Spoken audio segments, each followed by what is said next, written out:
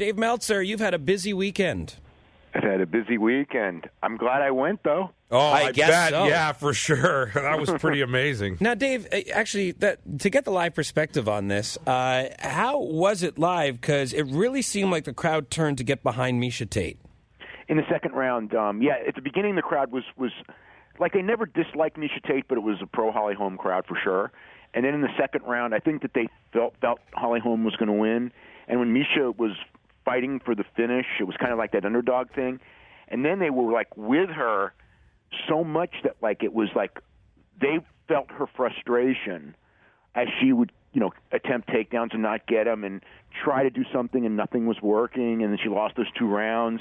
And then in the 5th round, it was really a dramatic, up and down thing like very few UFC fights I've ever seen. I mean, it was really incredible live because, the crowd pretty much had just given up hope. It's like, well, she did her best, and they really started getting behind her, and then she got that takedown, and the place went crazy. But the second round and the 5th round, when she was on top, was, really that was. I wouldn't say it's like George St. Pierre in Montreal that you guys saw, but it was probably the Las Vegas equivalent of it. It was really huge. Dave, I was really disappointed at the fact that did not get fight of the night. Me too, and I was shocked because, but you know what? The other fight really was a great fight, and that's Dana White's kind of fight is 2 guys just slugging it out, and in a boxing style match. But from a dramatic standpoint, it should have won. It was so intense. I mean, it was so emotional, and the crowd just went crazy. They went crazy at the finish of the Diaz fight too. Yeah, I wanted to ask you that while we're on crowd reaction, because the place where I was watching the pay-per-view, everybody was cheering for Diaz by the end of the fight, and I found that very surprising. I think in the building they kind of turned, but you know what? There was a lot of Irish people, and if Conor would have won, I think either way, I think the crowd was going to be. There was a lot of people for both of them. Right. There were more for Conor, but. It's just the nature of the fight. The people were so into the fight, and that one went back and forth as well. Mm-hmm. Post-fight, Dana White says Miesha Tate will be defending her title first against the returning Ronda Rousey. In your opinion, Dave, 2 questions: is that the right call, and do you believe that is actually going to happen? I don't know because there's so much of the timing issues. Is when Ronda Rousey's movie commitments are pretty strong this year, and will she have time between them or after them? I mean, I guess between them, and I was told that she wouldn't. So can Miesha Tate wait till December to fight again? If I'm UFC, I make that happen. I make her wait because I think that they probably felt that they made the wrong call with Holly Holm and not making her wait. But it ended up, look, you know what? It ended up making it better because now there's 3 matches. There's 3 big women's matches that are all going to be big. Before you only had 1, so things are better in the women's division. I can't say that Conor helped himself, but Conor can talk and he'll be fine. But I mean, Nate Diaz became a superstar and Miesha Tate became like a real player last night. So there was a lot of positive out of it too. And just quickly, Dave, who do you put with Nate Diaz next? I mean, like you said, he's looked great in these last 2 fights. Who do you put him with next? I would go with Eddie Alvarez, and I think that you could headline a really big show with it because I think Nate Diaz really turned. I think people really are behind him. You could put him against, like the problem is with the lightweight champion, it's Dos Anjos, and they fought before, and Dos Anjos pretty much had his way with him. Right. So that would be tough. But I think if he beats Alvarez, you kind of then would have to go and say he deserves it. I've heard some people discuss putting him with Robbie Lawler. I don't think that's a good idea. But they're going to go with what draws, and Nate Diaz right now against Robbie Lawler will draw more than like Tyron Woodley would just to throw out or Wonder Boy or somebody like that because Nate's a real star right now. So, but I would go with the Alvarez fight. Well, Wonder Boy's already in a fight. I mean, he's going to be fighting Rory McDonald here in Canada in Ottawa. Right. But GSP sitting ringside. This can't be coincidental. Yeah. I sure don't think so. It was funny because after the fight, I mean, everyone's buzzing all day about GSP and Conor McGregor with the idea of them fighting at UFC 200 and going like, what would it do on pay-per-view? And I said like, it's kind of, it's just an incredible number. I mean, it'd be the biggest. That would be the biggest fight in the history of UFC by leaps and bounds, even bigger than Ronda Rousey and Holly Holm, if they could do that because you would have the national thing behind it. Especially with GSP's comeback. I don't know that was where they were going, and Dana White said he's not here for that fight, which almost made me think that he probably was. Right. Since the fight was out the window at that point. But, there was certainly a lot of buzz about GSP against Robbie Lawler, which is a tough fight for a guy. If he's actually thinking of coming back, I don't know that I want to make that my first fight because it's just, he's a hard hitter. He's tough to take down. And, there's going to be a lot of ring rust. And I don't know that GSP's coming back. I mean, people were asking him all night, are you coming back? And he was being real coy. And to me, the real coy is almost like it's a yes, because if it was a no, he'd just go, no, I'm retired, because it's been years. Is there still interest, in your opinion, despite the loss to Michael Bisping, to a super fight with GSP and Anderson Silva?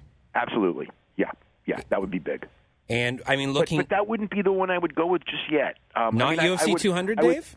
I would be. I would go with that. Maybe. I think that there's more money in.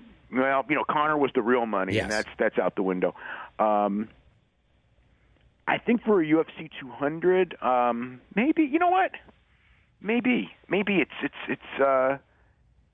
And I think GSP's got a better shot at winning it now than he would have a couple of years ago. I'd say so. That's pretty much for sure, considering what we just saw with Michael Bisping and Anderson Silva. Exactly. Let's flip over to the world of wrestling. Looking at WrestleMania, we just came off talking about this last segment. You have a lot being built here towards Undertaker and Shane, and a real troublesome match being built with Triple H and Roman Reigns. Could you see the main event being this Hell in the Cell, Dave? I think that would be the smart way to do it. I don't think that's what they'll do, but I sense that by not doing it, you're going to have that deal like with when Triple H and Randy Orton had that match after Undertaker and Shawn. That was a big mistake in the match order, or Triple H and Jericho, which everyone knows was a big mistake in the match order. Yeah. But this one, Dave, in terms of storyline, though, this is supposedly for the company. To me, exactly. That would be more important than your title. Absolutely. I think that the thing is you're not sure how good like Triple H and Roman Reigns will have a good match, and they may have a great match. Undertaker and Shane's more of a roll of the dice, but.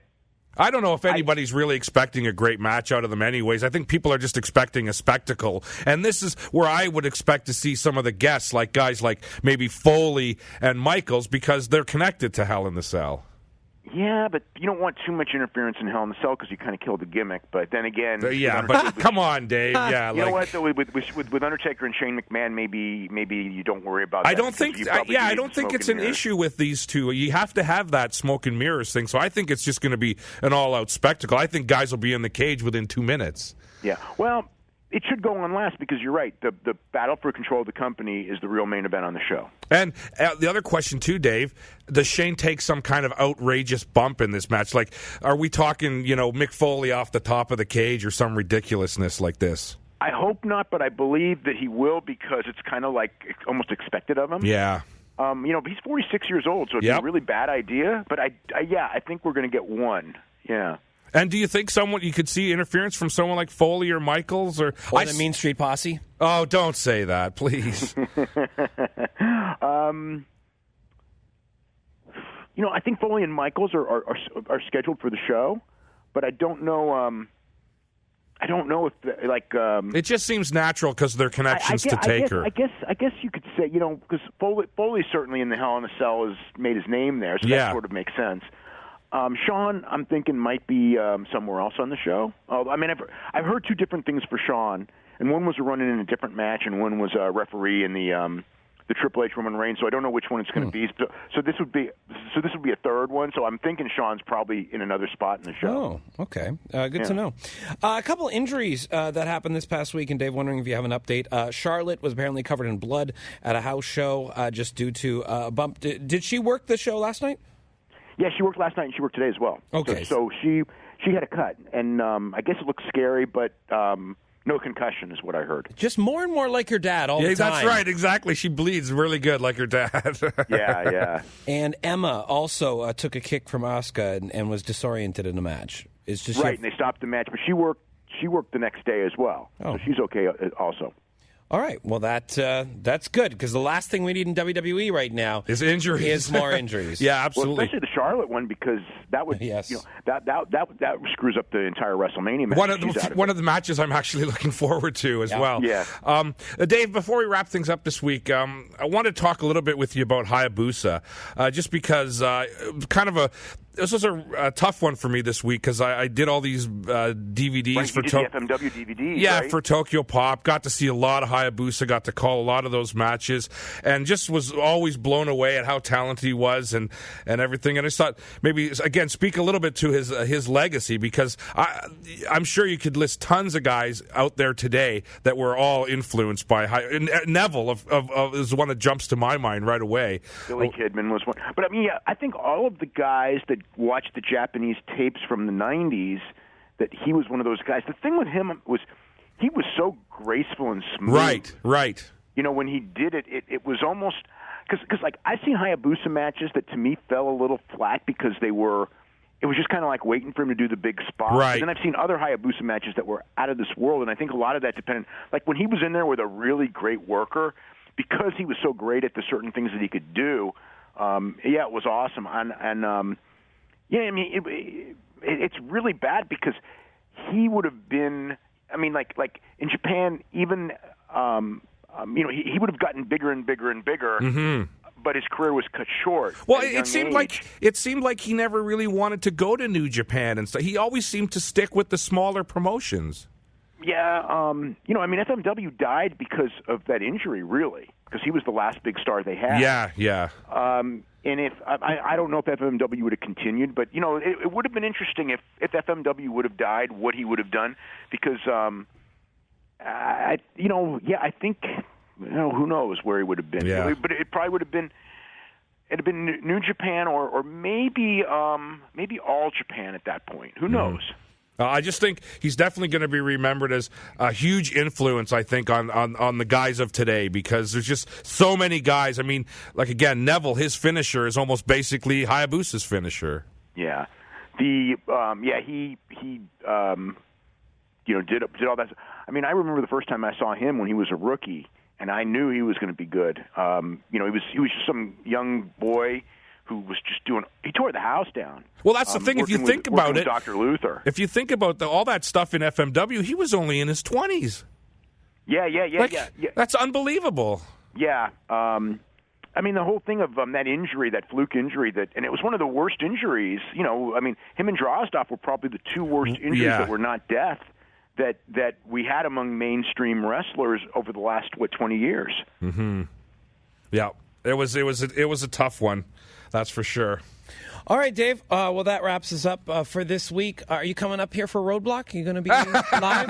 No, but I am intrigued with that show. Why? Especially the NXT Tag Team Championship, because they got to figure. I wonder if that means they're going to do another double pin.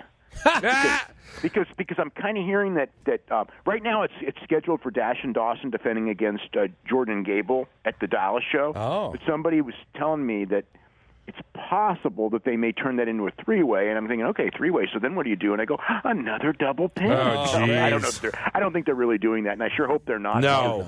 Because we don't need another double pin for about another 18 months. I would say, at least 2 or 3 years now. Well, we'll be talking to you after that event next week at this very same time. Thanks, Dave. Okay, have a great week. Good. Dave Meltzer, WrestlingObserver.com is where you can find his work. The Observer's out every week, all their podcasts as well.